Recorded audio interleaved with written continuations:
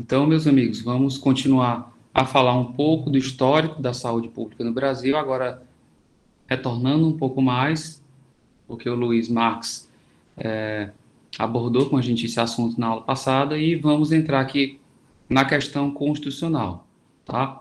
Então, foi muito importante a gente ter discutido com ele na aula passada alguns conceitos introdutórios, como, por exemplo, saúde pública, saúde coletiva, lembrando que a saúde coletiva, pelo menos do ponto de vista doutrinário, ela é mais ampla, né? Porque ela compreende a saúde pública, ela compreende a epidemiologia e a estatística. E eu vou trazer pessoas dessas outras duas áreas para estar aqui abordando a importância da estatística e da epidemiologia para a saúde e para o direito, tá?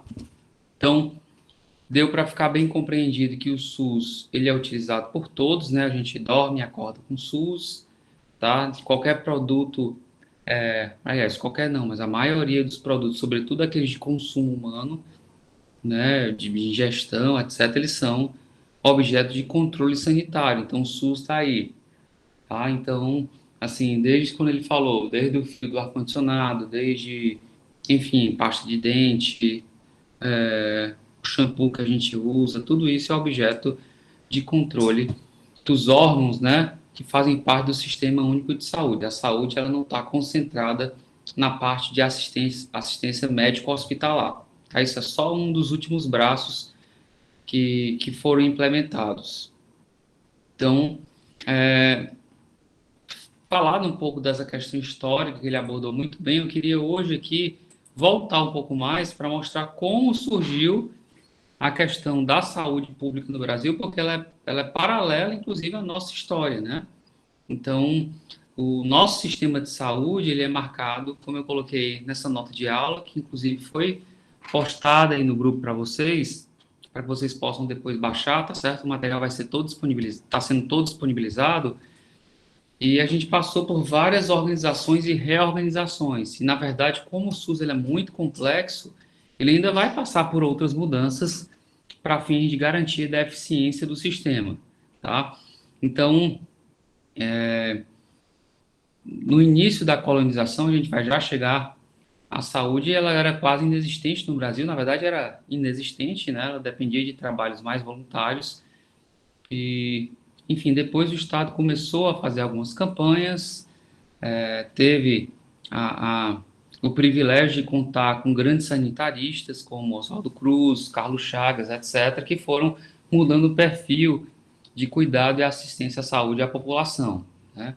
Temos também, com a criação do Ministério da Saúde na década de 50, também a normalização de vários assuntos, né, que foram, enfim, objeto de unificação em 2017, com as portarias de consolidação do SUS, e foram começadas iniciadas as primeiras campanhas de vacinação, né, com o surgimento das vacinas, até a gente chegar no movimento, né, sanitarista da década de 80, que culminou com essa Conferência Nacional de Saúde de 1986, que elaborou um texto base, que é o texto do artigo 196 a 200 da Constituição Federal. Então, assim, em rápido resumo, é o que a gente vai aqui abordar com vocês, tá? Então, assim, outra questão importante que eu também coloquei aqui antes de chegar na questão só da saúde é que a Constituição de 88 ela trouxe outros subsistemas que são relacionados com o da saúde, que é o de povos indígenas, de criança e adolescente, deficiente físico, e eles são interligados e auxiliam, né, tanto na questão orçamentária como na questão de proteção dessas populações, podemos dizer assim, desse grupo de pessoas que são minoritário e precisa de um acesso especial, até para garantir aquele princípio que é da saúde, que é o da equidade, tá? Então, a legislação básica de saúde das crianças dentro da lei, do Estatuto da Criança e do Adolescente, é uma forma de trazer equidade, tá? A gente tem um SUS só de povos indígenas, nós vamos tratar disso dentro da Lei 8.080, ok? Legislação de deficiente físico, etc., tá? Então, vamos aqui para a parte histórica mesmo que acompanha, né, a vinda, por exemplo, da família real. Antes de 1800, a gente não tinha médico no Brasil, praticamente, né? Então, o tratamento era, ou havia a espécie curandeirismo, né? Que ele pode até ser enxergado como um crime.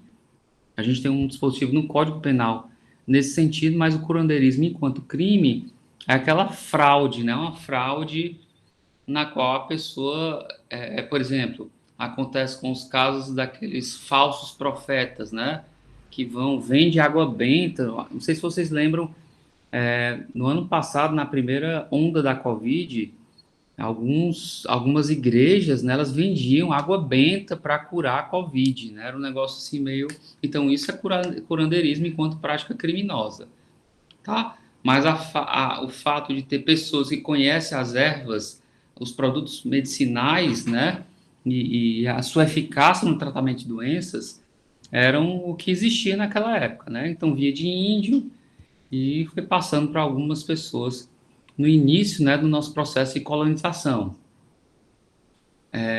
Esse assunto de plantas medicinais, ele inclusive na universidade, o nosso departamento de farmácia, ele é modelo no mundo inteiro, né?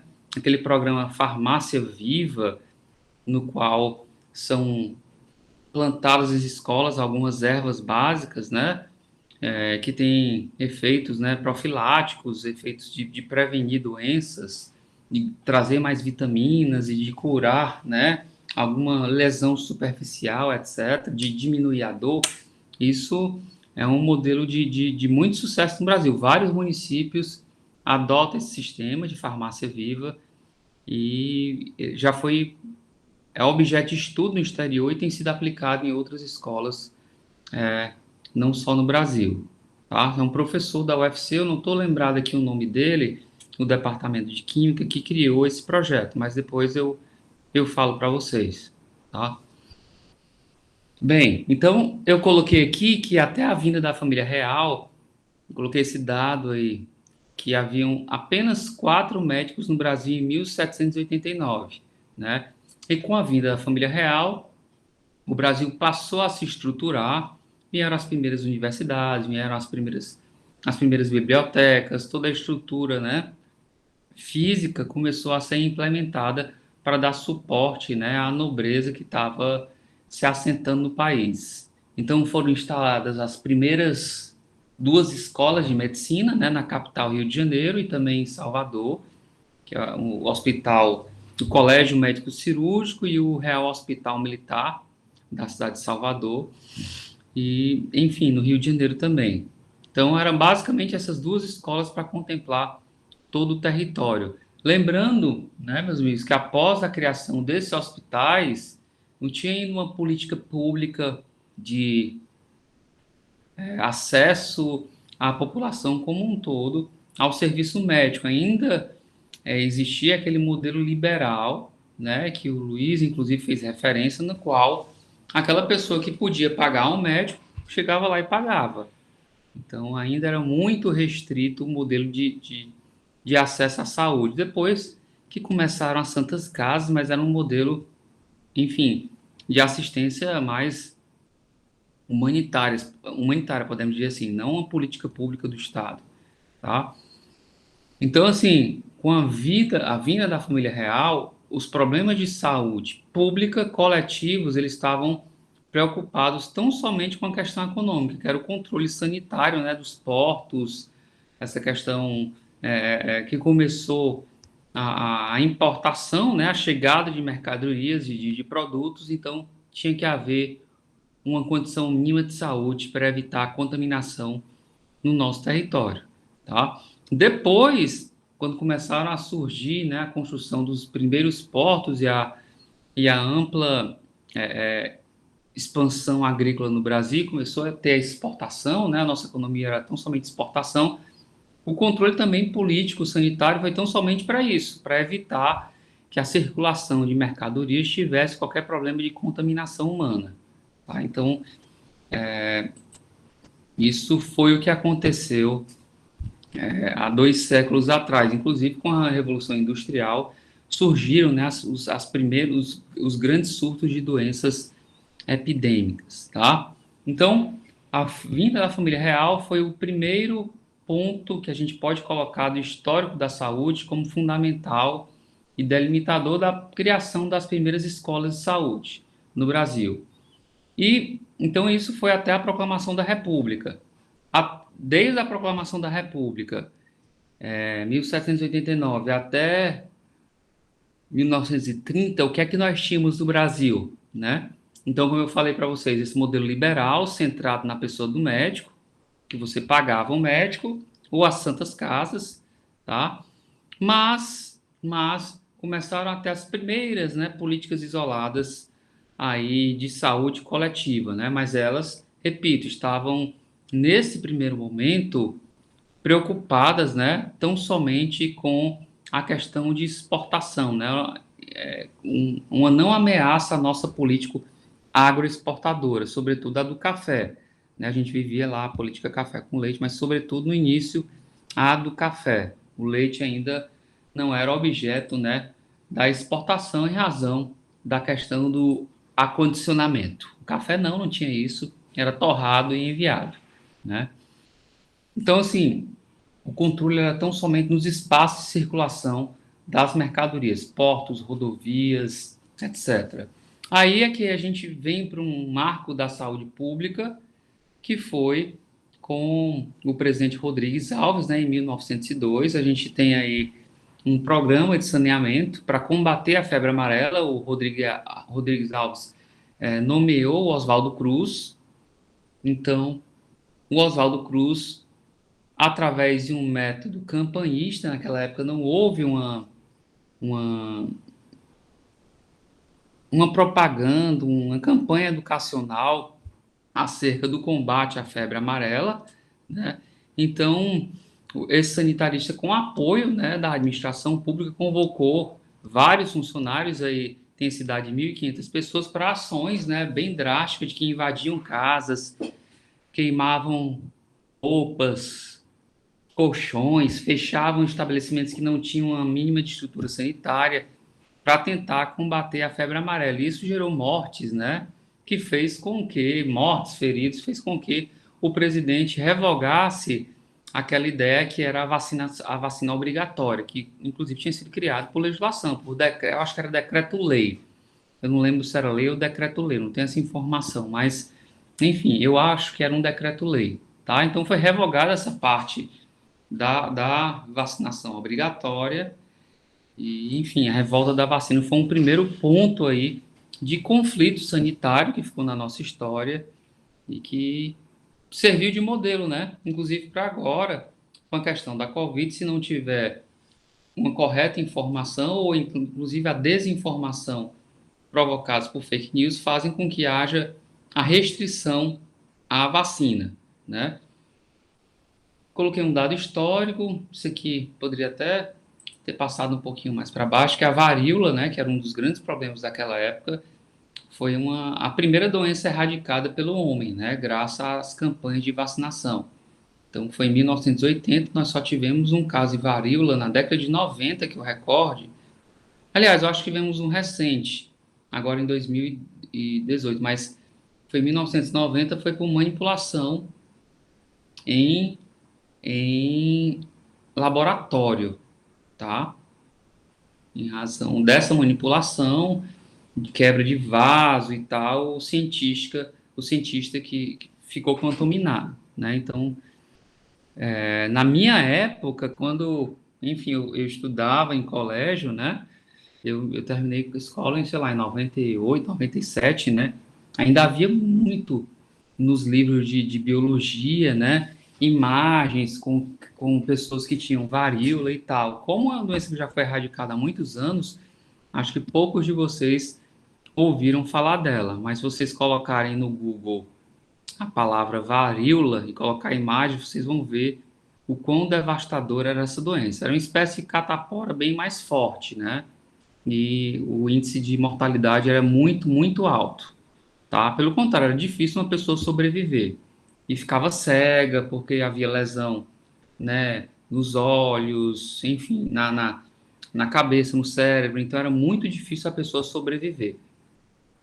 horrível, a lesão, as lesões causadas pela varíola, tá? Então, coloquei aqui que esse modelo de intervenção utilizado pelo Oswaldo Cruz era um modelo campanhista, né? Esse modelo campanhista a gente não pode criticar. É um modelo sanitarista, é um modelo pautado de intervenções voltadas à coletividade, ou nos espaços sociais, tá? Diferentemente, a gente tem um outro modelo também, que é o de assistência médico-curativa. Então, é um modelo que vem mais para remediar, né? Então, o modelo do Oswaldo Cruz é aquele modelo para prevenir doenças, vamos vacinar, vamos...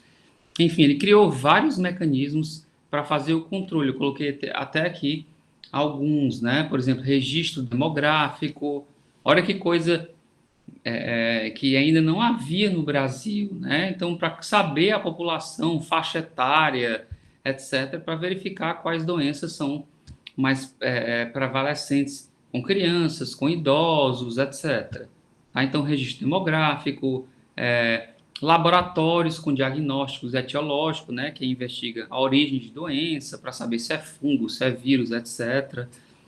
Fabricação, né, as primeiras farmácias, laboratórios de fabricação de produtos profiláticos, produtos de prevenção, né? Ou seja, isso que não existia no Brasil, era tudo importado. Tá? Então, assim, apesar da gente ter tido um início conflituoso de um processo de saúde coletiva, né, ele foi fundamental, né, para o desenvolvimento de políticas sociais. E aí nós tivemos um sucessor também, uma pessoa muito capacitada, que foi o Carlos Chagas, e ainda continua esse trabalho, né, de educação sanitária e que combateu várias epidemias no nosso estado, tá? Então, enfim, né, até a década de 30, a gente poderia colocar esses fatores aí como fundamentais, tá? O nascimento da Previdência Social, isso aqui eu vou falar rapidamente, porque o Luiz. Então, essa parte aqui eu vou falar rapidamente, porque o Luiz já comentou, né, a questão dos CAPs, né, e dos IAPs, que eram espécie de associações de, de, de empregados, né? Ou seja, faziam parte, como se fosse um braço do sindicato que faziam a assistência à saúde a pessoas que tinham um vínculo funcional. Então, tão somente essas pessoas que tinham vínculo funcional, depois teve uma expansão para os seus familiares, né? Mas eram os que tinham acesso à saúde, tá? Então, criavam os primeiros hospitais particulares e tinham os convênios, né? De quem tinha carteira assinada ou era vinculado a esses IAPs para que pudesse ter acesso à saúde, o cuidado, né, médico no Brasil. Então, foi um processo que demorou muitas décadas, né? Ou seja, nós passamos, sei lá, mais de 50 anos nesse modelo, 30, 40 anos nesse modelo que a assistência à saúde era muito limitada, salvo voltando a falar que nós tínhamos ainda as Santa Casas que tinha esse papel ainda assistencial, graças ao enfim, a que a Igreja Católica tinha esse costume, né? Ainda tem. Então eu vou pular isso aqui que a gente já havia discutido, né? Que era esse modelo liberal, que era centrado na figura do médico, e depois passou para ter assistência às famílias dos beneficiários, né? Foram criadas as primeiras leis, Lei Eloy Chaves, dentre outras, Lei de Assistência à Previdência, até que a gente teve, né, os movimentos sanitários, sobretudo no fim do regime militar, né? Aí eu coloquei aqui no regime militar ainda a questão do aprimoramento dos institutos de previdência, né, da unificação dos institutos de previdência, que ocorreu por meio dessa lei orgânica da Previdência Social, e a gente poderia destacar a questão da criação do Ministério da Saúde. Tá? E o Ministério da Saúde, com isso, começou a legislar através de várias portarias, né, sobre normas de produtos e para o consumo enfim, consumo de diversos tipos de alimentos. Eu coloquei aqui que houve lei que obrigou a iodação do sal de cozinha, né? O iodo é que evita aquela doença que é o bócio, né? Então, é por isso que é importante a ingestão do sal. Quem não pode usar sal tem que utilizar o iodo através de outras, enfim, através de suplementação de polivitamínico, né, para evitar que você tenha, enfim, esse tipo de doença, tá?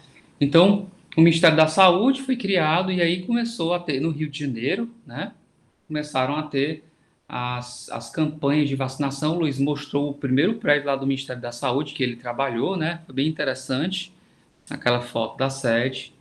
E de lá para cá a gente tem tido a expansão, né, das funções do Ministério em vários estados, tá? Então, assim, a gente teve um período na ditadura militar, e aqui eu não levo para o âmbito político, né, mas de mudança, né? Não só no Brasil, mas nós tivemos a evolução dos sistemas constitucionais e dos direitos sociais, dentre eles o da saúde, e houve esse debate através de vários movimentos sanitaristas, em defesa da criação de uma saúde pública, né? Uma saúde pública que não tivesse tão somente essa questão de atuar preventivamente de controle de consumo de alimentos, na questão da água, ou a questão de esgoto, etc., mas que tivesse um modelo assistencial também mais eficaz. E as conferências de saúde vieram para isso. A oitava conferência, como eu falei para vocês, foi a que trouxe, né, na década de 80, em 1986, todo um modelo que foi felizmente adotado na nossa Constituição. E a gente fala assim, a Constituição, ela não tem uma certa força normativa, né? No Brasil, do ponto de vista positivo, né, nós tivemos uma grande mudança, porque foi a Constituição Federal, foi com um processo constituinte, né, que a partir daí foi criado, né, o sistema de saúde, e ele foi implementado não da noite para o dia, mas ainda está sendo objeto de implementação, subsistemas de saúde, mas foi com esse pontapé inicial na Constituição que ele começou a ser implementado, tá? Aí eu coloquei aí que o modelo liberal ele foi substituído por um modelo sanitarista que preza pela justiça social, né, saúde para todos, e não o liberal, que é quem procura e paga o médico, né, a resolver a questão da resolutividade, não apenas o combate à doença, ou seja, prevenir, evitar as causas da propagação das doenças, né, e um modelo democrático, que é aquele que tem a participação de todos, que tem o acesso a todos, enfim, que ele é universal. Então, essas foram as bases que foram firmadas e foram, enfim, adotadas na Constituição. Ok? Coloquei aqui que o SUS substituiu os CAPs, IAPs e o INAMPs, tá? O Luiz tinha levantado essas informações. Querem perguntar alguma coisa desse histórico, meus amigos, da saúde? Que aqui a gente vai para o texto constitucional, tá? Então, como foi um assunto que já foi inicialmente levantado na aula passada, eu falei aqui de modo mais breve, tá? É claro que se vocês colocarem, eu posso até fazer isso aqui com vocês. Só um minuto.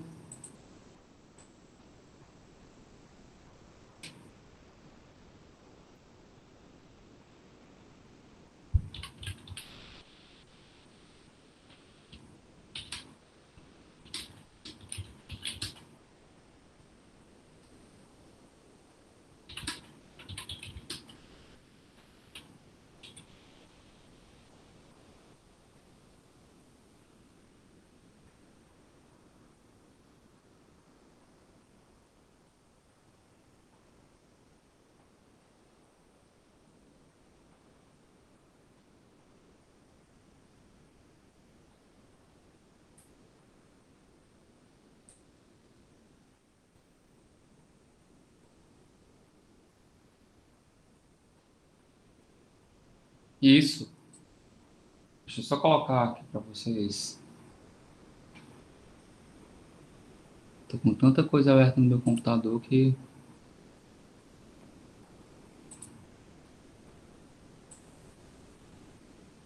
Aqui.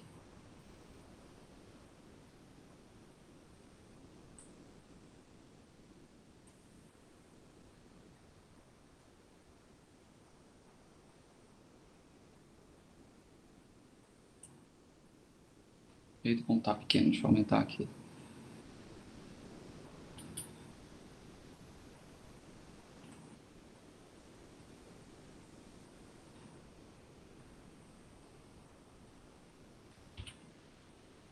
Esse histórico aqui, deixa eu colocar o link para vocês no grupo logo de WhatsApp.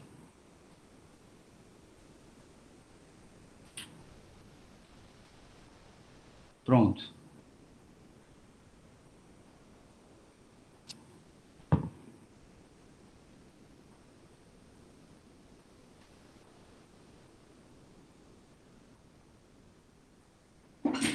Pronto, coloquei o link para vocês.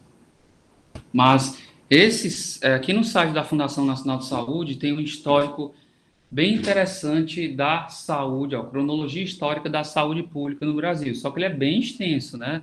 Vocês estão vendo aqui o linkzinho aqui do lado, como, enfim, eu trouxe algumas informações daqui, mas tem enfim, uma série de fatos históricos. Eu não vou cobrar isso aqui uma prova para vocês, mas quem vai trabalhar, quem quer escrever do ponto de vista histórico, isso aqui é um material importante. Mas se eu chegar aqui na década de Oswaldo Cruz, Carlos Chagas, criou o sistema e tal, vamos ver aqui algum fato.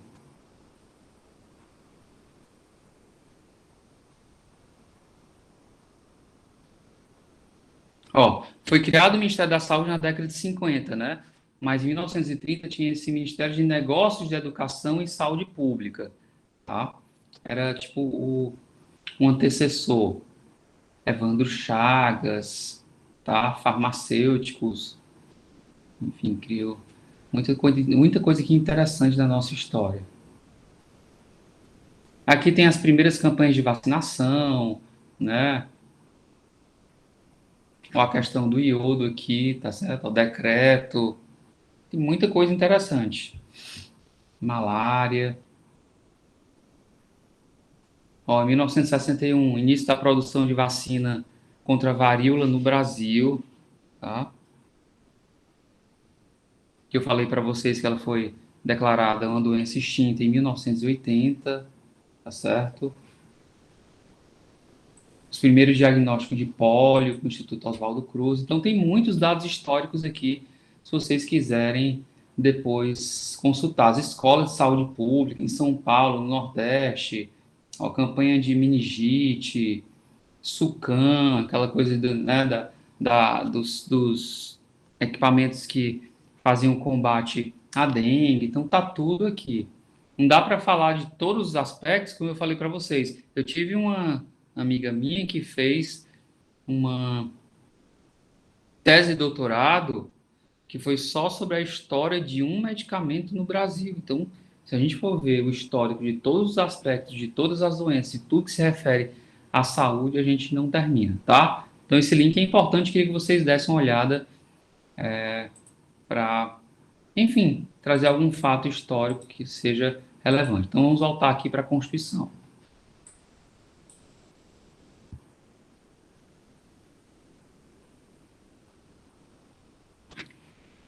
Então, meus amigos, a Constituição Federal ela traz em diversos artigos a palavra saúde. Na verdade, se a gente for ver a questão da saúde, ela pode ser até indicada em outros dispositivos.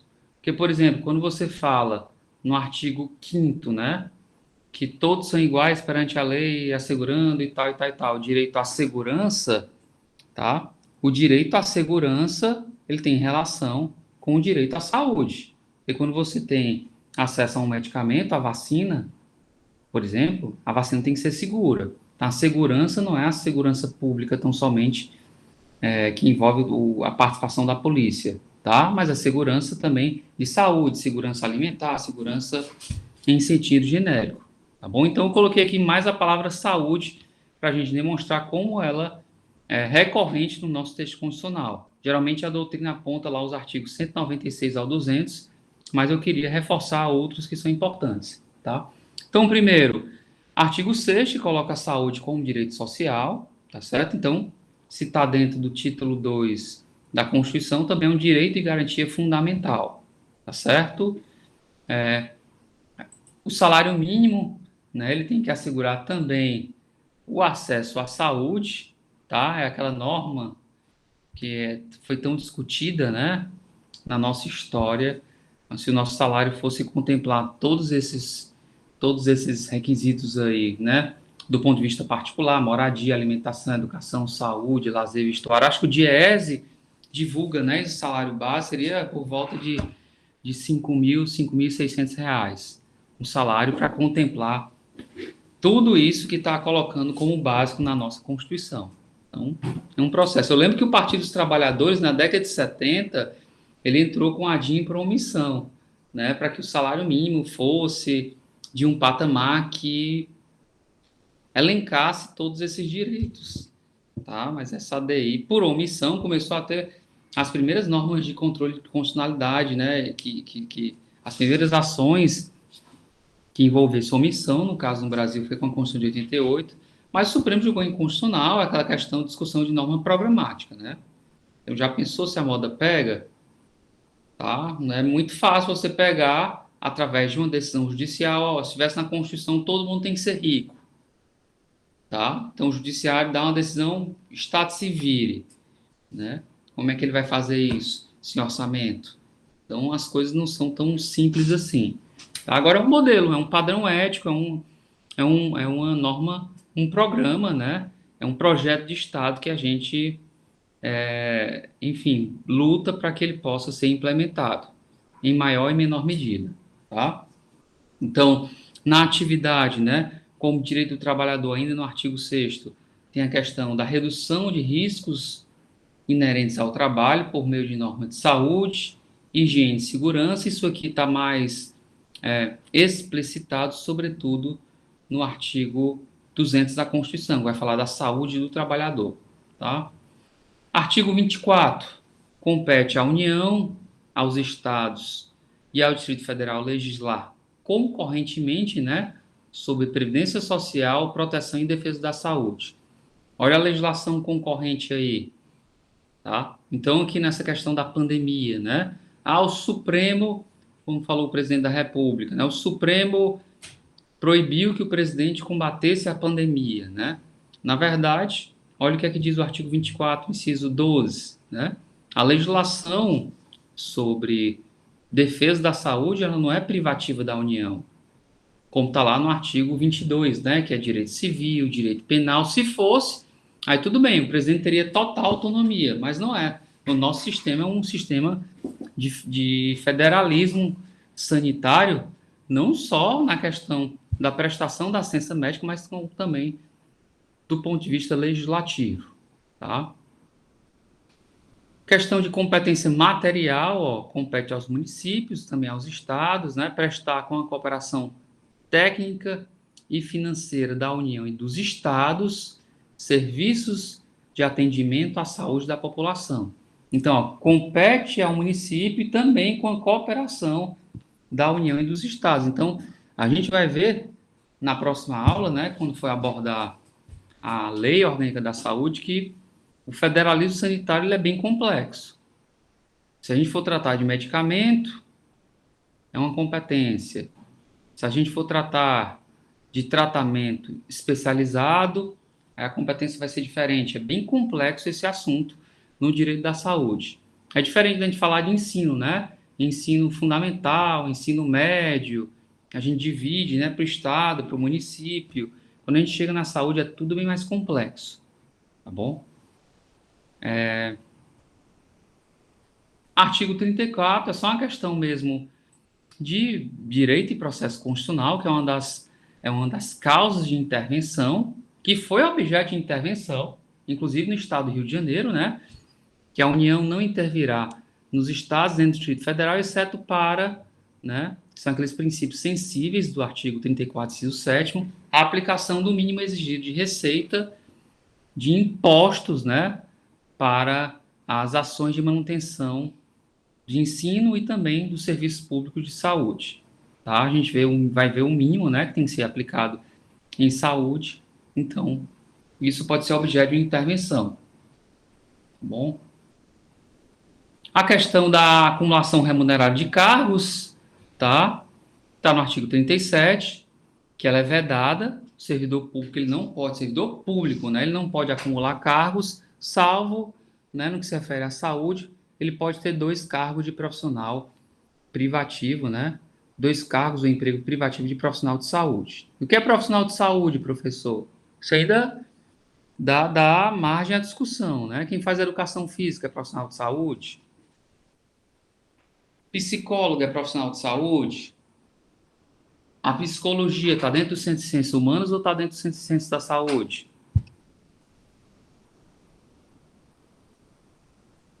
Hein?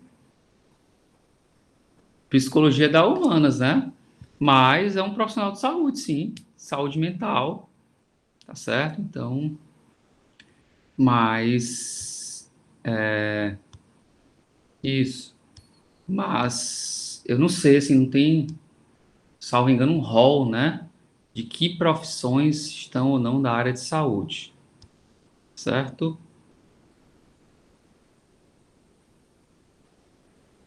Artigo 40, eu vou pular isso aqui porque, enfim, teve algumas alterações, mas ele fala só tão somente que aquela questão de que haverá um regime prioritário, né, um regime diferenciado para a concessão de aposentadoria, que é chamado de aposentadoria especial, se a pessoa trabalha sob condições especiais que prejudiquem a saúde ou a integridade física.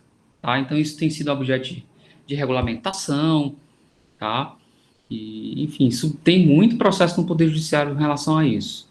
Porque o Supremo decidiu que, sobretudo para servidor público, porque o Supremo Tribunal Federal já decidiu de que, enquanto não houver legislação estadual, municipal ou federal sobre o assunto, aplica-se a norma geral de previdência, que assegura, né, um tempo reduzido, tá? Um tempo reduzido que você pode se aposentar com um período menor de tempo. Aí lá tem regras gerais, mas não fala a decisão do Supremo com relação à questão de remuneração, né? Então, se a pessoa não está no último nível, como é que vai ser essa questão de planos e cargos de carreira, né? Ele vai para o último nível ou não? Então, isso ainda vai ser objeto de discussão, tá? Eu acompanhei isso com algumas categorias, tá? Por exemplo, no estado de Ceará, servidores da Secretaria da Fazenda, eles têm uma discussão, eu acho que isso já foi objeto até de regulamentação, de que quem trabalha com tributos, né, ele está sujeito a risco de vida, tá?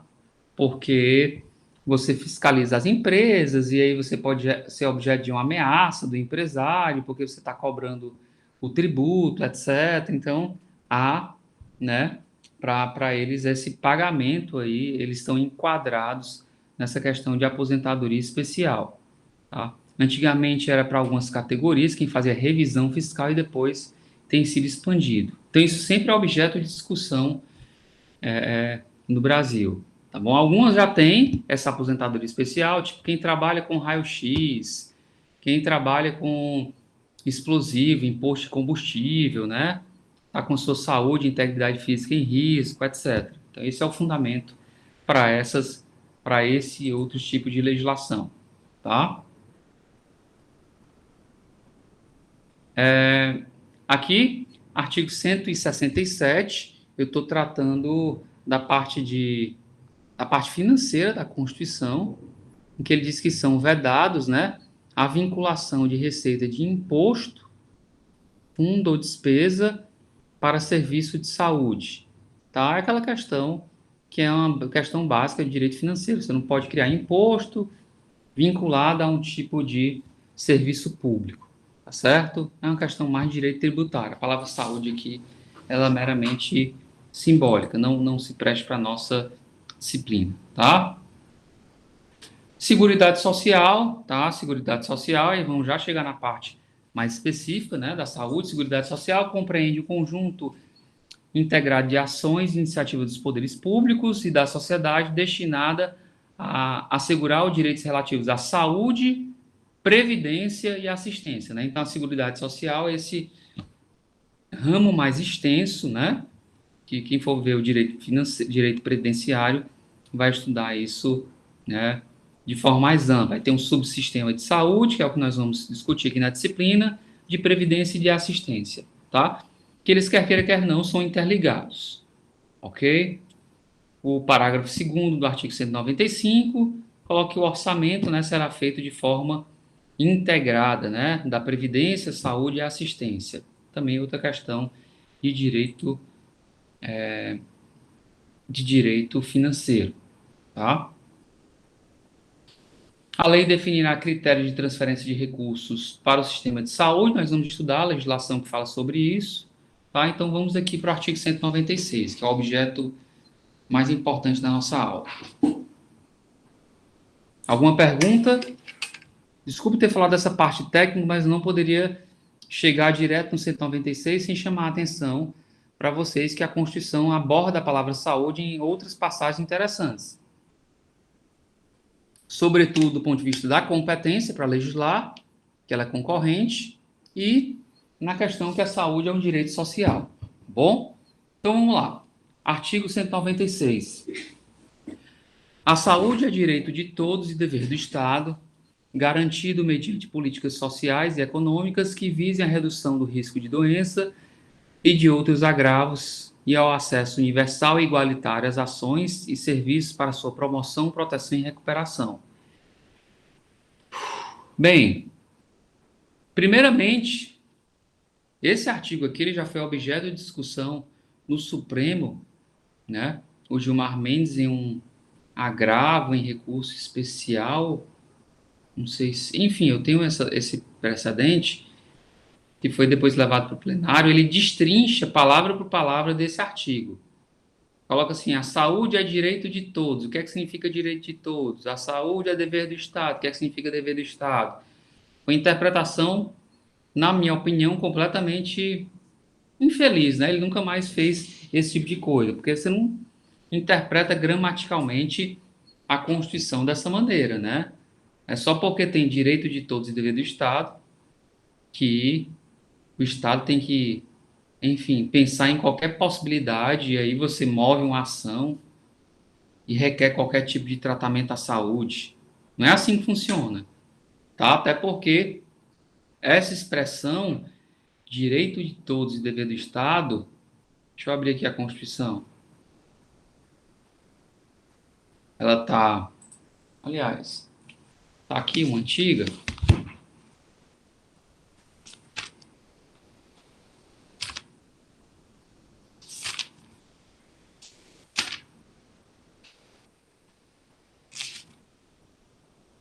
Ó, aqui, ó. Artigo 215. O Estado garantirá a todos o pleno exercício dos direitos culturais. Então, garantirá a todos o pleno exercício dos direitos culturais. Artigo 225. Todos têm direito ao meio ambiente ecologicamente equilibrado. Artigo 218. O Estado promoverá e incentivará o desenvolvimento científico, a pesquisa e a capacitação tecnológica. 217. É dever do Estado fomentar as práticas desportivas, formais e não formais, como o direito de cada um. Então, essa expressão direito e dever do Estado na Constituição, né, ela está aqui em várias outras passagens. Então, a gente não pode enxergar a norma constitucional dessa maneira, senão seria muito bom, né? Já pensou? Olha aqui, é dever do Estado fomentar as práticas esportivas, como direito de cada um. Opa, a Lorena foi selecionada para um campeonato de arco e flecha na China, né, que é um dos berços dessa modalidade. Aí ela vai entrar com ação para obrigar o Estado a a garantir a participação dela nessa modalidade esportiva, né? Não é assim que funciona. Não é com essa obrigatoriedade, só porque a Constituição coloca que é dever do Estado. Tá? Aliás, para os outros dispositivos, isso está meio um pouco desorganizado. Quando a gente chega para a saúde, olha como é feliz a redação do artigo 196. Ó. A saúde é direito de todos e dever do Estado, mas olha aí, ó, garantido mediante políticas. Então, quem vai garantir o direito à saúde são as políticas. São as políticas sociais e as políticas econômicas que vão garantir esse direito. Então, nós vamos falar de várias políticas aqui no decorrer do semestre. A disciplina é políticas públicas de saúde. Política de distribuição de medicamento, política, o SAMU, política de assistência, né, à saúde em caso de urgência e emergência, enfim, política de saúde do idoso, política de saúde da mulher, política de saúde da criança, saúde do homem, tá? Nós temos várias políticas que são criadas, né? Política de vacinação, de imunização, etc. É isso que vai assegurar, e muito mais do que uma decisão judicial, tá? Pelo menos essa é a leitura que eu faço minoritariamente, tá bom? Desse dispositivo. Por que minoritariamente, professor? Porque às vezes quando isso bate no Poder Judiciário, tá? Eles só olham para a parte inicial. Saúde é direito de todos e dever do Estado. Esquece essa parte, garantido mediante políticas. Tá bom? Isso é suprimido da interpretação. É claro que a gente vai mostrar a complexidade disso para reforçar a importância das políticas e por que elas têm trazido a eficiência, né, em gastos com saúde. Se não fossem as nossas políticas, como eu falei para vocês, na aula, no primeiro dia de aula, né? Só com 2 patologias, artrite reumatoide e, enfim, que contemplam 0,01% das pessoas, se fosse utilizar só com essas 3 doenças, os medicamentos mais caros, todo o orçamento da saúde seria comprometido. Então, como é que você vem falar que saúde é direito de todos e dever do Estado em qualquer sentido? Tá bom? Não pode ser em qualquer sentido. Queria eu que pudesse, né? Não só para o Brasil, mas para o mundo inteiro, tá bom? Mas a gente não pode, como é feita a analogia, né? Querer uma Constituição da Dinamarca com orçamento de Moçambique, como o faz em tom irônico a professora Maria Paula Dallari-Butt, né? Você não pode fazer isso, tá bom? A nossa Constituição ela é subdesenvolvida, mas o nosso orçamento ele tem ainda limitações, né? Tem limitações, ok? Então, olha ainda como a redação ela é feliz, na minha opinião, ó. Garantido mediante políticas econômicas. Olha como essa política está bem orientada, que visem a redução do risco de doença. Então, primeiro, as políticas têm que ser orientadas para reduzir o risco da doença. Como é que você reduz o risco da doença? Né? Olha aí, é vacinando, é tendo água, tendo esgoto, é tendo o controle da produção de alimentos, de medicamentos. Isso previne o risco de doenças. É tendo campanha mostrando que as pessoas têm que se alimentar adequadamente, é tendo campanha mostrando a importância do exercício físico para a saúde da pessoa. Enfim, é isso. Então, é muito mais importante você prevenir do que gastar. Um exemplo mais claro disso é o neonatal, né? Aqueles exames neonatais que o médico pega lá uma fita, coloca lá ao redor da barriga da mãe, faz algumas perguntas para ver se a criança, a cada período, eu não sei qual período, se é todo mês, enfim, pelo menos uma vez por mês, né? Tá tendo líquido amniótico, tá crescendo e tal. Então, se isso estiver normal, ok. Se não, faz a complementação nutricional da mãe, etc. É muito melhor ter esse acompanhamento prévio, que é muito barato, é um médico, servidor público, do que não ter acompanhamento. Aí tem um parto prematuro, A mãe e a criança vão ter que ficar em duas UTIs diferentes, a UTI para a mãe e a UTI neonatal para a criança.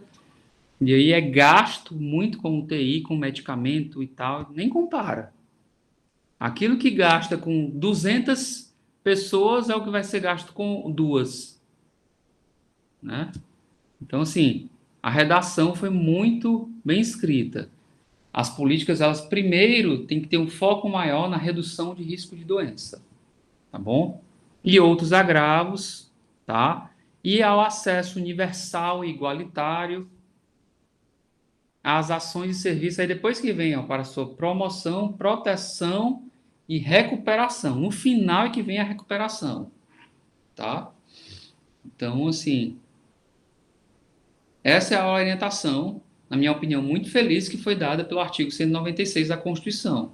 Ele é, não vou dizer que ele é perfeito, mas ele é muito bem redigido, tá? Muito bem redigido. Se ele fosse interpretado, não estou falando pelo Poder Judiciário, mas pelos gestores, né? Pelo político enfim, na verdade gasta pouco com saneamento básico, né? E às vezes gasta muito com outra questão que ela é desnecessária, né? Tipo, sei lá, não gosto de falar muito, mas tipo assim, um prefeito do município constrói um estádio de futebol, né? Quando está sendo necessário ainda posto de saúde básica, quando a população tem saúde bucal e aquela falta de saúde bucal traz uma série de problemas, né? Se você não tem uma boa saúde bucal, pessoal, as bactérias, né, da sua boca elas vão para o intestino e traz uma série de problemas. Então, enfim, saúde é algo bem complexo. Querem fazer alguma pergunta do artigo 196? Alguma dúvida? Então vamos seguir em frente. Artigo 197. Eu vou passar um material para a próxima aula que é só sobre princípios que eu verifico, né? Princípios do direito da saúde, baseado nessa parte inicial que eu estou discutindo aqui com vocês, tá? Então, aí assim, a gente complementa essa leitura do texto constitucional. Artigo 197. São de relevância pública as ações e serviços de saúde, né, cabendo ao poder público dispor, nos termos da lei, sobre sua regulamentação, fiscalização e controle, devendo sua execução ser feita diretamente ou através de terceiros, e também por pessoa física ou jurídica de direito privado. É só para chamar a atenção que os direitos sociais, lá no artigo 6º, meus amigos, eles podem ser prestados tanto pelo Estado como pelo particular. Eles são livres à iniciativa privada, né? Só que, apesar de ser livre à iniciativa privada, estão sujeitos ao controle do Estado. Então, se eu quero montar um hospital, uma clínica, etc., eu posso livremente, mas o Ministério da Saúde, a Secretaria de Saúde, etc., vão poder fazer o controle. Tá bom? Então, vocês sabiam que nós temos em Fortaleza sede do. Meu nome? Peraí.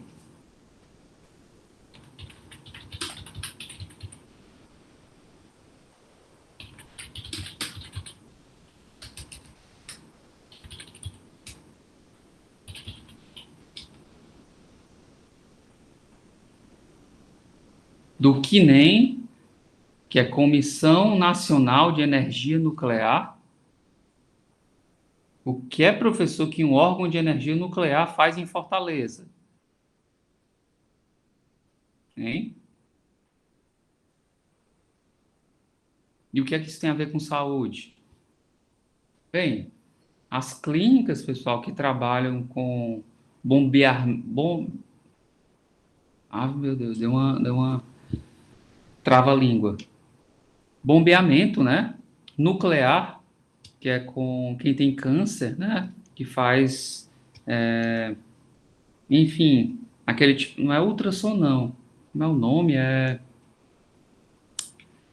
Me ajudem? Quimioterapia? Mas não é a quimioterapia, é radioterapia. A radioterapia é através de bombeamento nuclear, tá? Então é energia nuclear.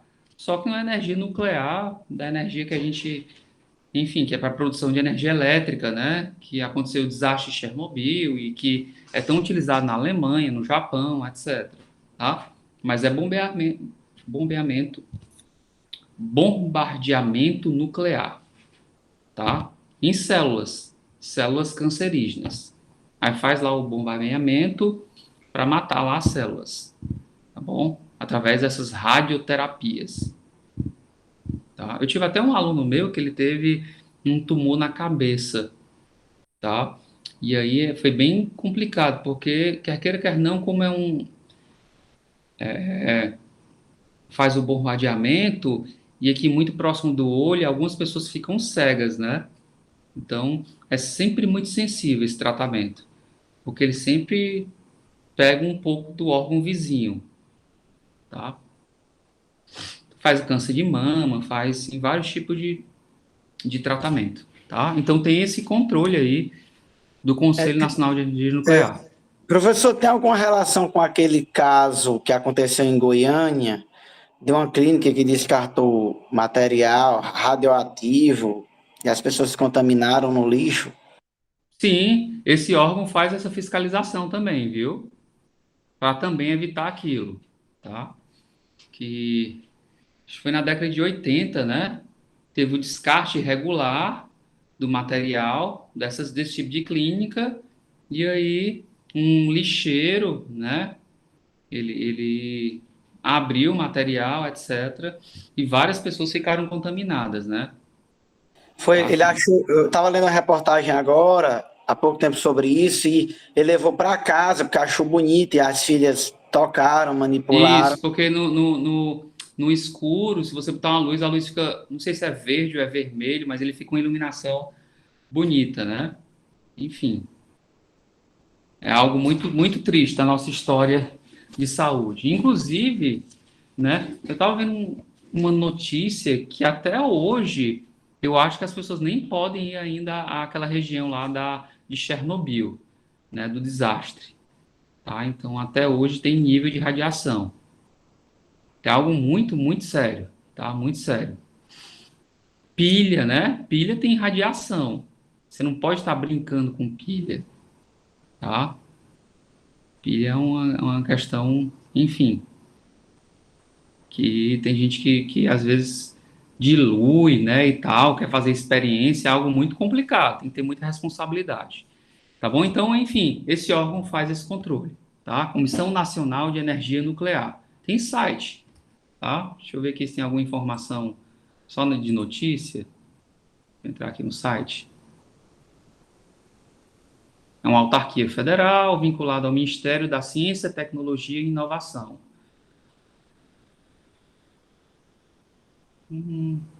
Segurança. É Distrito de Fortaleza. Aí ele fala aqui, atuação do CNEM, geração de energia elétrica, medicina nuclear, que é o que eu mais vejo, né? Na indústria, agricultura, meio ambiente, tem a parte de defesa e propulsão nuclear, isso deve ser bem específico, né, das Forças Armadas. Tratamento e armazenamento de rejeitos radioativos, tá? Enfim, proteção radiológica da população, ok? Então, é mais uma questão. Tem tema para tudo, né, do direito? Ave Maria. Então, quem quiser se especializar nisso, pode, né? Continuando, artigo 198. Deixa eu botar aqui de novo na nota de aula. As ações e serviços públicos de saúde integram uma rede regionalizada e hierarquizada e constituem um sistema único, organizado de acordo com as seguintes diretrizes. Deixa eu colocar aqui uma imagem para vocês.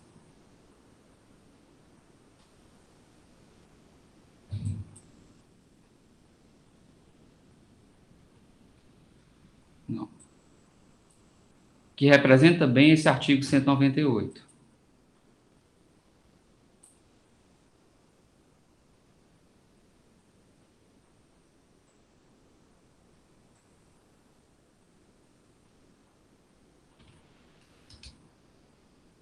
Quem tiver alguma dúvida pode ir perguntando enquanto eu acho aqui, viu?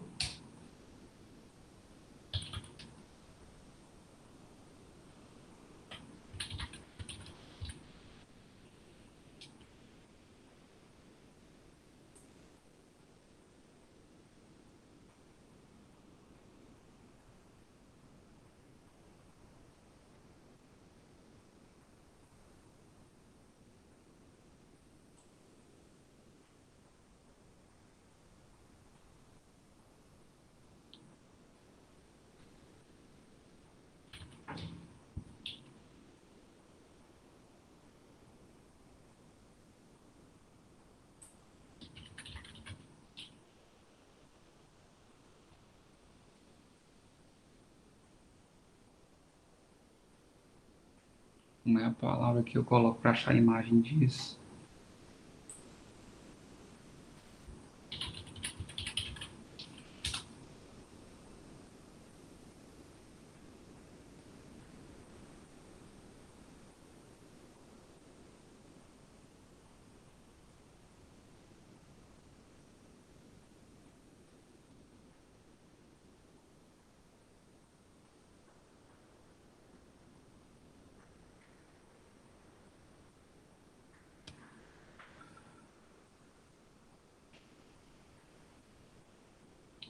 Bem, eu vou achar o material. Mas, enfim, é uma figura que eu queria mostrar para vocês, que ela coloca, tipo assim, a foto de um município, né, de cima para baixo. Aí, nessa figura, ela coloca lá aquele centro de atendimento psicossocial, CAPS. Aí coloca unidade básica de saúde, posto de saúde, hospital de referência, etc. E vai mostrar aquilo que é de competência do município, do estado. Eu queria essa imagem, que ela é bem representativa. Mas eu acho que depois da aula, e colo para vocês, tá? Eu já tenho ela salva na apresentação em PDF, mas quando eu coloco em PDF, eu não sei por que, enfim, ele fica travando, tá? Mas assim, primeiramente, né, a gente tem uma rede que ela é regionalizada e hierarquizada. O que é que isso vai significar? Que essa hierarquia ela vai ter em consideração também a complexidade, né? A gente vai ter essa questão da atenção básica, que os municípios a priori vão ficar com esse atendimento inicial. Aí temos o atendimento de média complexidade, que são os estados, tá bom? E alguns hospitais de alta complexidade, a União, que são hospitais de referência, vão receber, pode ser do estado, mas recebe recurso público federal. Mas a gente tem alguns hospitais nesse sentido, como, por exemplo, aqueles Sara Kubitschek, né? Então, é um tipo de assistência de alta complexidade e que, se o estado prestar e não tiver um federal, vem o recurso público da União, tá? Então, assim, essas ações que fazem parte do SUS, elas, quando a gente pensa em federalismo, né, competência da União, competência do estado, competência do município, em matéria de saúde, isso é tudo muito difícil de descrever, porque a depender do tipo de serviço, ele é mais município, outro ele é município com recurso só do estado, outro é município com recurso da União e do estado, ou repasse é só federal para o município. Então, essa complexidade, ela existe no âmbito da saúde, tá? São criadas, às vezes, regiões de saúde. Eu vou falar só sobre regiões de saúde. Então, por exemplo, o estado, a União define, para fim de repasse de recurso, o que é uma região de saúde. Então, ó, uma região de saúde é um raio máximo de 100 quilômetros. Então, para o meu município até o hospital de referência tem que ter 100 quilômetros. Eu posso entrar naquela região, e naquela região tem que ter todos os serviços básicos, que tem que ter, tipo, maternidade, tem que ter hospital para tratamento de câncer, faça tratamento de câncer, etc. Então, aqueles 5 municípios podem criar uma região de saúde, ao invés de ter uma maternidade em todos os municípios, tem só em 1 e 2, tá? Então, faz a região para que receba também recurso público federal, que é para trazer serviços de alta complexidade. Em resumo, né, tirando que a parte é bem complexa, é mais ou menos assim que funciona. Pois não, Gilberto? Professor, o senhor falando aí sobre a responsabilidade entre os entes federativos, nessa questão da saúde, e como é difícil distribuir isso, e aí eu queria trazer um caso aqui da cidade de Juazeiro. Eu sou do Crato, e ela vizinha, assim, a Juazeiro viveu algo que eu acho que foi muito comum nesses últimos anos, acho principalmente de Fernando Henrique para cá, principalmente dos governos do PT, onde abriu-se muita coisa no interior, e acho que os municípios meio que foram se afastando da responsabilidade em saúde. O que foi acontecendo no Juazeiro? Juazeiro tinha 3 grandes hospitais. E aí chegou a UPA e chegou o regional, né? E os prefeitos de Juazeiro, de forma irresponsável, fecharam os 3 grandes hospitais municipais da cidade. Fecharam Maria Amélia, privatizaram o Dióceses e Fraturas, venderam para a Apivide e outro, que agora me fugiu o nome. Eu digo isso porque minha mãe trabalha, né, no sistema de saúde de Juazeiro do Norte. E virou um caos, porque, por exemplo, hoje a UPA, que era para atender urgência e emergência, atende tudo, o regional atende tudo, e, detalhe, os outros municípios vizinhos sempre ficaram sobrecarregados, principalmente o Crato e Barbalha, né? Inclusive, tem até uma reportagem do Nordeste, se você pesquisar aí, sobre o assunto, né? O fechamento dos hospitais em Juazeiro, e realmente, assim, meio que. E aí fica-se nessa dúvida: qual a órgão poderia fazer essa fiscalização, cobrar do município? Porque a gente vê que não foi, assim, meio que os prefeitos disseram assim: o governo federal e estadual estão fazendo, vamos né, se eximir disso aqui, dessa tarefa.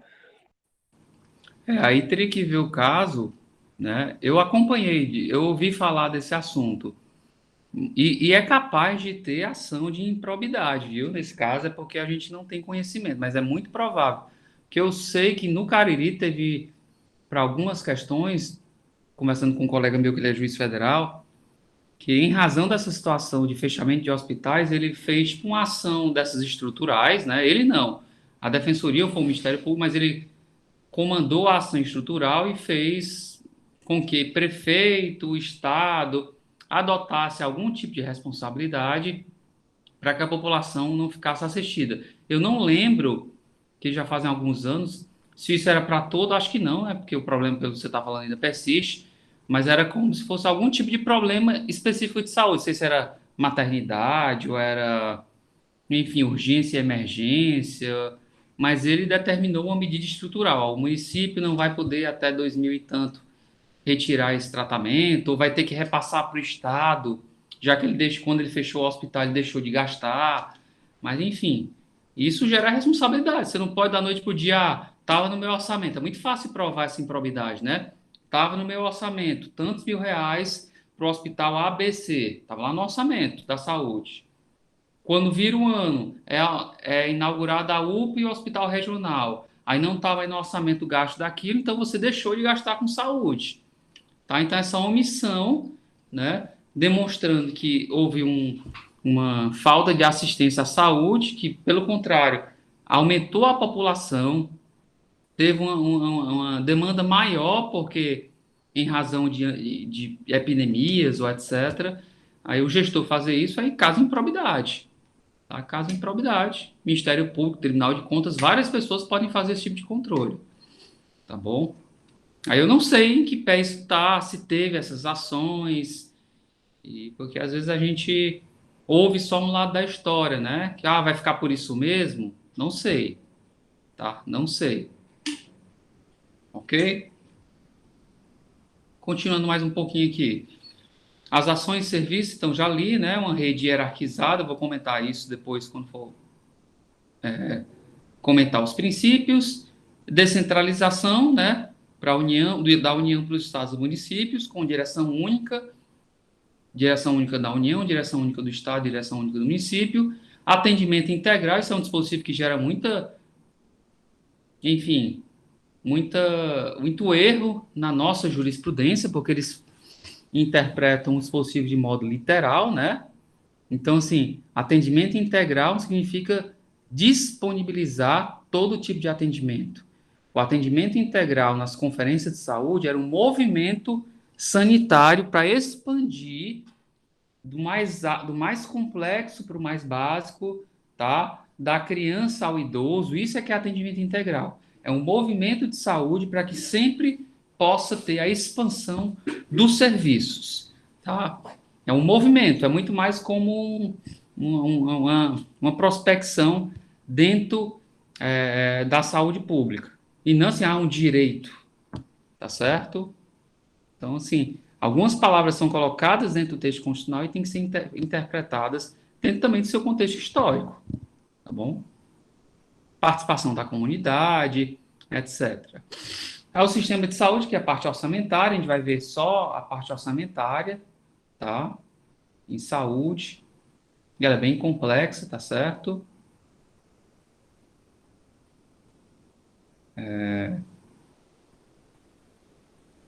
Tem uma lei complementar sobre isso, eu vou pular aqui. Tem até, ó, esse aqui foi incluído por emenda constitucional, a questão dos agentes, né, de saúde, que eram serviços temporários, que se tornou algo meio comum do nosso cotidiano da gestão pública, né? Ou seja, esse dispositivo da Constituição permitiu aos gestores, né, admitir esses agentes comunitários para combater endemias, tá? É feito o processo seletivo. O problema é que, na verdade, isso tem se tornado comum. Aí, quando ele se torna comum, não é mais um serviço excepcional, né, e temporário, ok?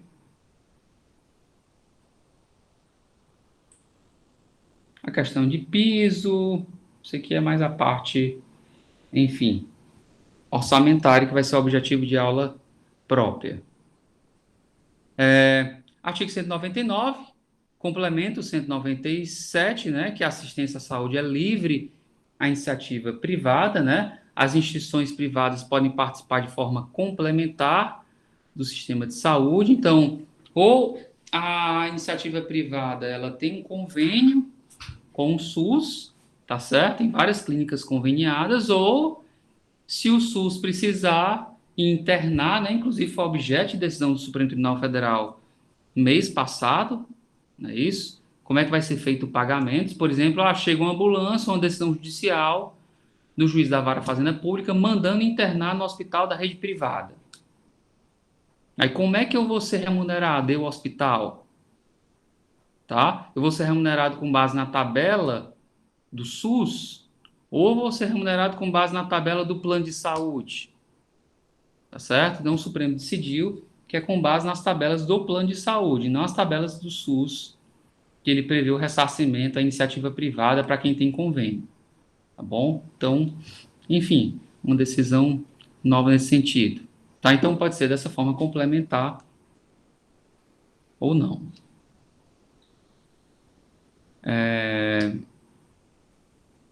Pois não, Aderval? Pode perguntar. Referente a essa decisão, não teria havido uma determinação do Supremo para que o pagamento se fizesse nos mesmos valores que também o serviço público paga em sentido contrário? Ou seja,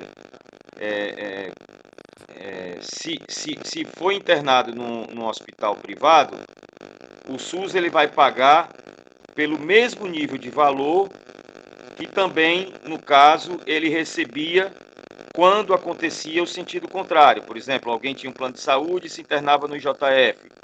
Então, o plano de saúde, muitas vezes, tinha que bancar o custo daquela internação no IJF, porque o IJF tem uma competência muito específica que supera toda e qualquer possibilidade de atendimento pela rede privada, e ali o IJF seria remunerado por um valor que é este o valor como referência para o sentido inverso, quando o SUS também precisa fazer a internação no hospital privado. Não teria sido essa a decisão, doutor Felipe?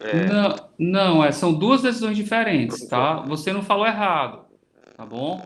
Mas eu quero só colocar aqui, ó, ressarcimento ao SUS.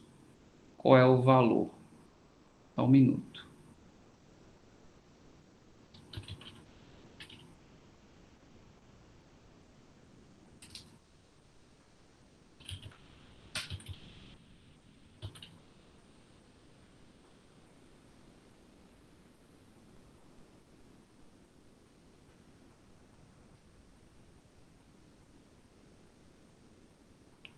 Deixa eu abrir logo aqui a decisão do Supremo.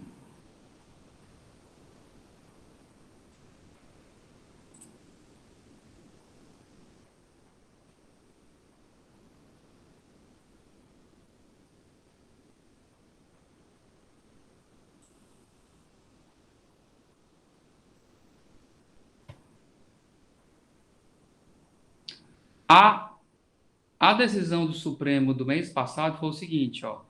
Por unanimidade, o Supremo Tribunal Federal decidiu que o valor indenizatório por serviços de saúde ao hospital da rede privada não conveniado ao SUS por serviços prestados a pacientes por determinação judicial deve ser o mesmo adotado para ressarcir o SUS por atendimento a beneficiários de plano de saúde, tá? Agora,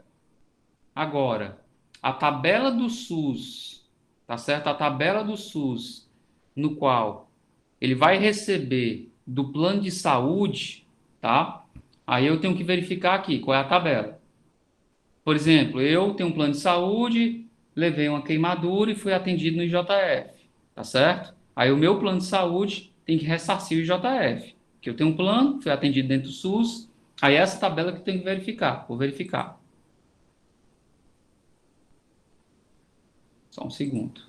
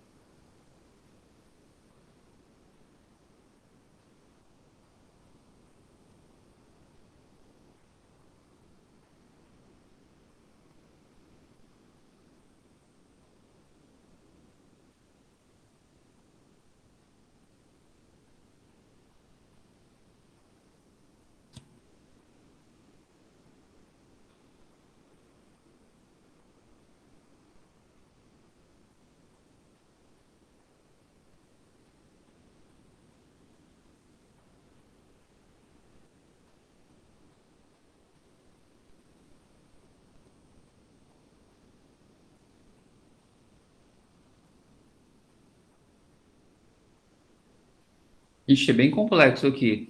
Tem uma resolução da ANS que coloca assim: o valor de ressarcimento ao SUS, que é quando, por exemplo, eu sou atendido, né, resulta da multiplicação do índice de valoração do ressarcimento, que é IVR, estipulado em 1,5 pelo valor lançado no documento do SUS de autorização ou de registro de atendimento, né? Então, é como se fosse 1,5 do valor da tabela SUS. Deixa eu ver aqui essa tabela SUS, se ela é fácil encontrar.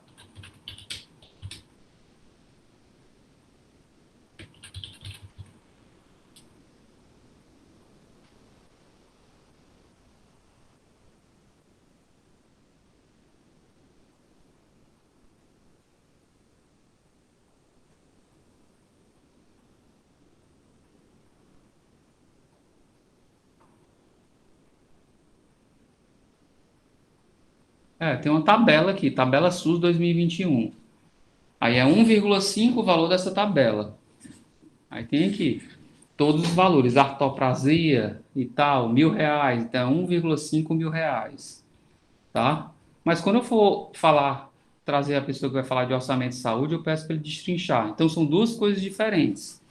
Uma coisa é, uma coisa é um plano de saúde, desculpe, o Estado condena a União, ou o município, ou sei lá o quê, o próprio Estado membro, a prestar um tratamento de saúde, ele não tem na rede pública ou está lotada, aí ele manda você ser internado no hospital particular, tá certo? Aí quanto que o hospital particular vai receber por esse atendimento? Foi o que decidiu o Supremo no mês passado. Ele vai receber, tá certo? Ele vai receber o mesmo valor que você receberia se fosse para pagar com base nas tabelas de plano de saúde, tá certo? Isso é uma coisa. A outra coisa é, eu tenho um plano de saúde e vou no hospital público. Se eu fui atendido pelo SUS, meu plano de saúde vai ter que pagar pelo hospital público. Inclusive, está uma decisão, uma briga danada agora, que o presidente da República falou, os planos de saúde vão ter que pagar pela vacina, né? Essa mesma coisa, tá bom? Porque quem está prestando a vacina é o governo federal. Enfim, aí eu vou ter que ver também a juridicidade dessa questão levantada pelo presidente. Mas aí é outra questão, é o atendimento do usuário de plano de saúde no hospital público. É uma tabela SUS e multiplica 1,5 esse valor da tabela SUS. Tá certo? Ok? É assim. Mas eu complemento a partir da explanação que for dada, que vai ser sobre esse assunto. Ok, Aderbal? Era isso que estava querendo saber ou era outra coisa?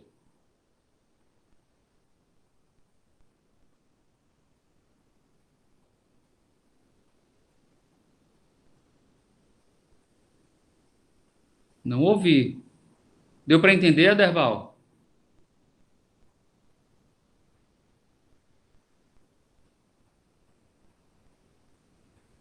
Não estou ouvindo. Teu microfone está ligado, mas eu não estou ouvindo.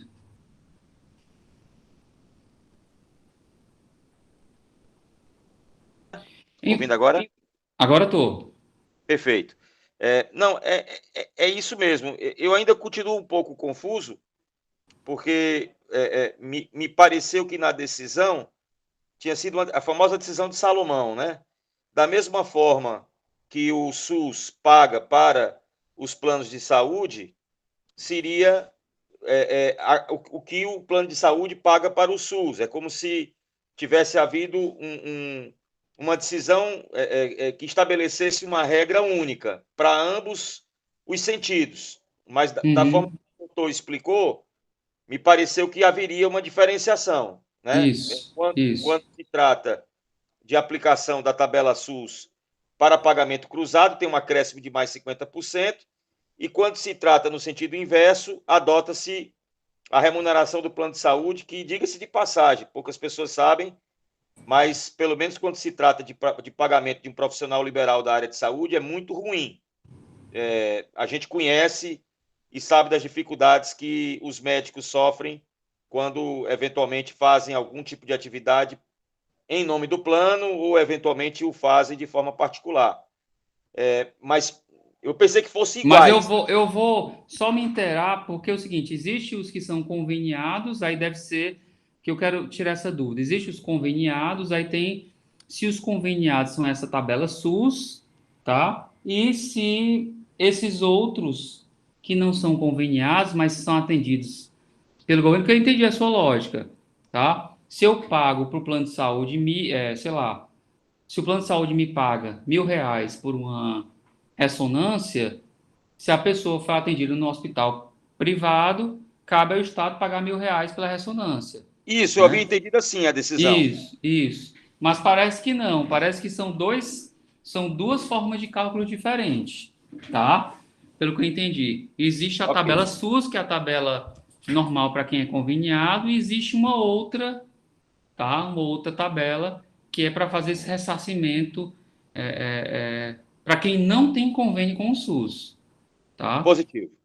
Tá? Mas eu Positivo. vou me inteirar com mais propriedade para ter essa certeza, viu? Obrigado, doutor. Nada. Então, continuando, meus amigos, aqui nessa parte da Constituição, peraí,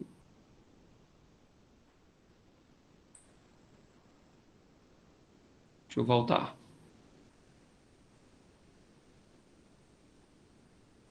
Ela veda, né, a participação de capital estrangeiro na assistência à saúde.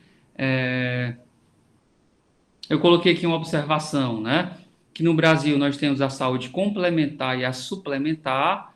A Constituição Federal admite essas duas formas de execução, né? Na complementar, a entidade privada presta o serviço mediante convênio com o SUS, tá certo? E na suplementar, um profissional de saúde, uma clínica, que não tem relação com o SUS e, enfim, ele está só sujeito à Agência Nacional de Saúde. Então, assim, ou particular, ele tem um convênio com o SUS, ou não tem convênio nenhum, ele está só vinculado à Agência Nacional de Saúde, tá? Essa saúde suplementar, ok? Aí, por isso que eu acho que são cálculos diferentes. Artigo 200, vamos terminar aqui.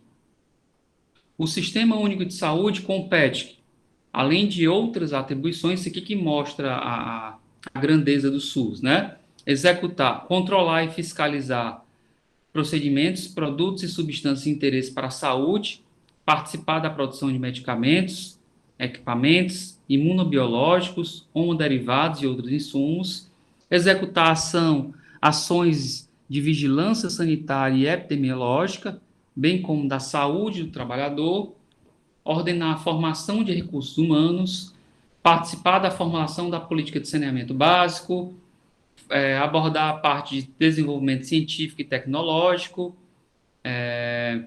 fiscalizar e inspecionar alimentos, inclusive o controle do seu caráter nutricional, bem como de bebidas. Isso aqui é tudo muito importante, né? Nutrição alimentar é objeto enfim, várias bolsas de pesquisa no Canadá. E do ponto de vista jurídico, são poucos que estudam isso, tá? Então, assim, é correto na alimentação escolar do município tal ter esse cardápio? Ele está passando pelo controle nutricional? Esse controle nutricional ele tem um mínimo exigido enfim, pelos os órgãos do SUS, tá? Então, na bebida alcoólica, a propaganda do refrigerante pode fazer alusão à criança ou não, tá? Então, são várias questões que são levadas em consideração, ok? A propaganda de alimentos que envolva criança, ela é bem controlada no Brasil, tá certo?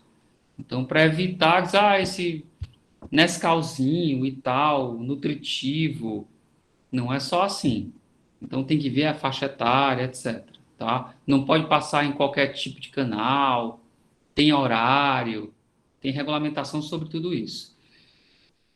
Participar do controle e fiscalização da produção, transporte, guarda e utilização de substância e produtos psicoativos, tóxicos e radioativos. E colaborar na proteção do meio ambiente, nele compreendido o meio ambiente do trabalho. Então, a questão ambiental, ela tem total relação também com a questão de saúde, tá? Por exemplo, a gente tem vários estudos aqui no Ceará, lá na Serra Grande, que pega Ibiapina, Ubajara, aquelas cidades lá, que são produtoras, né, de vários produtos que só tem naquela região, como, por exemplo, morango, né? É basicamente lá.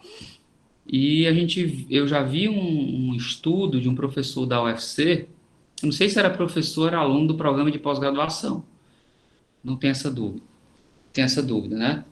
Mas que ele mostra que o uso de agrotóxico em um município, uma comunidade tal, ele era 10 vezes o permitido pelas autoridades sanitárias. Aí ele vai mostrando que esse uso excessivo de agrotóxico, de tantos anos, vai mostrando que tem mais casos de câncer.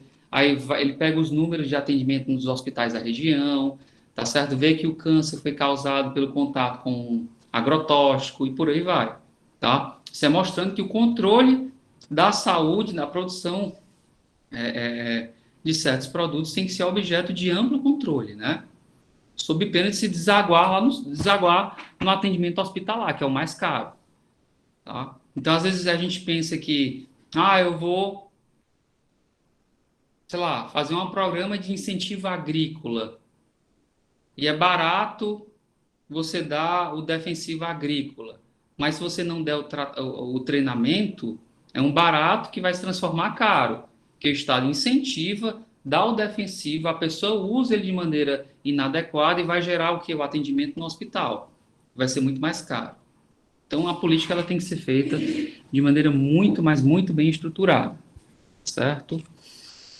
Ok? Artigo 201 complementa, né, o 40, que fala nos critérios especiais de aposentadoria, ou seja, que leva em consideração também a saúde, né? Só que aqui é voltada não só a servidor público, mas a qualquer pessoa.